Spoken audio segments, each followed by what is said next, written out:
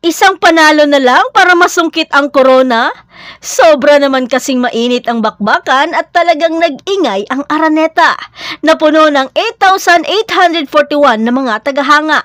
Isang dagat ng kulay pink para sa defending champion na Creamline Cool Smashers. Pero ngayon, ibang kulay ang maghahari, ang Petrogas Angels dahil handang makipaglaban para sa titulo ng All-Filipino Conference. Simula pa lang ng laro, nag-aapoy na ang mga Angels. Hindi lang sila naglalaro, para silang may-ari ng court. Ang unang dalawang set ay isang klase ng precision at power na ikinagulat ng Creamline. Sina MJ Phillips at Brock Van Sickle ang nanguna. Ang kanilang teamwork ay nagpalakas ng sigawan ng mga tagahanga. Pero ang Creamline, ang mga veterano na kampyon, kilala sa kanilang tibay. Nakipaglaban sila pabalik, kinuha ang set 3 at 4 sa isang nakakagulat na comeback. Napakataas ng tensyon sa arena, lalo na sa 4th set nang magsagutan sa opensa sina Gemma at Sebete na talaga namang nagbigay buhay sa laro. Talagang umuusok ang bawat hampas sa bola. Halos pigil hininga na ang lahat nang ma-extend ito ng Creamline sa 5th set.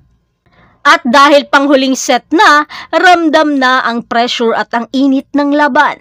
Sa puntong ito, karga pa ng Creamline ang momentum sa 5th set. Ngunit, hindi ito pinahintulutan ng Petrogas bagkos kinuha na nila at di na nila pinayagang makahabol pa ang Creamline.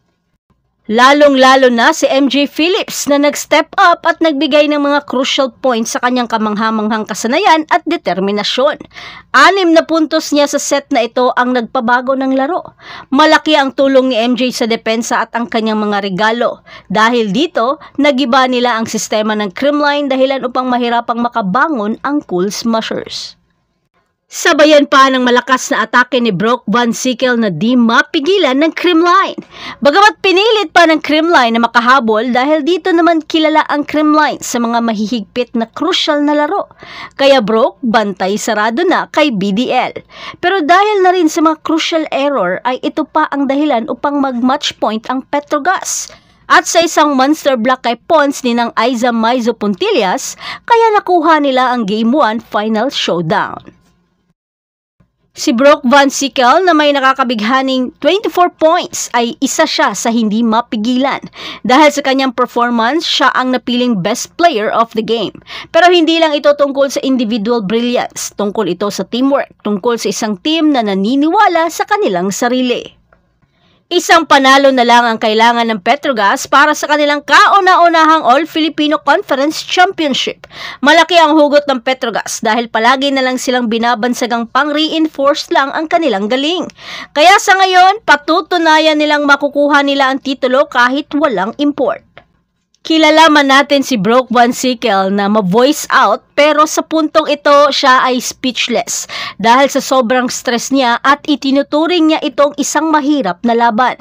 Pero proud pa rin ito sa narating ng kanyang grupo. Ang kanilang coach, ang kanilang teamwork, ang kanilang pagtitibay, lahat ito ay nagsama-sama sa nakakabilib na panalong ito.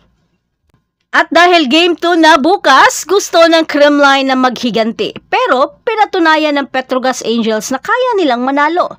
Pinatunayan nila ang kanilang tapang, ang kanilang kasanayan at ang kanilang hindi matitinag na bilib sa kanilang sarili. Ang tanong, makukuha ba nila ang tagumpay at masusulat ba nila ang kanilang sariling happy ending? O re-rest back ang Creamline? At yan ang lahat para sa ating update ngayon. Manatiling nakatutok para sa iba pang mga balita mula sa mundo ng Philippine Volleyball. Huwag kalimutan mag-like, mag-subscribe at i-spike ang notification bell para hindi ma-miss ang mga susunod na video. Hanggang sa muli, patuloy na mag-spike at mag-dig sa ating channel.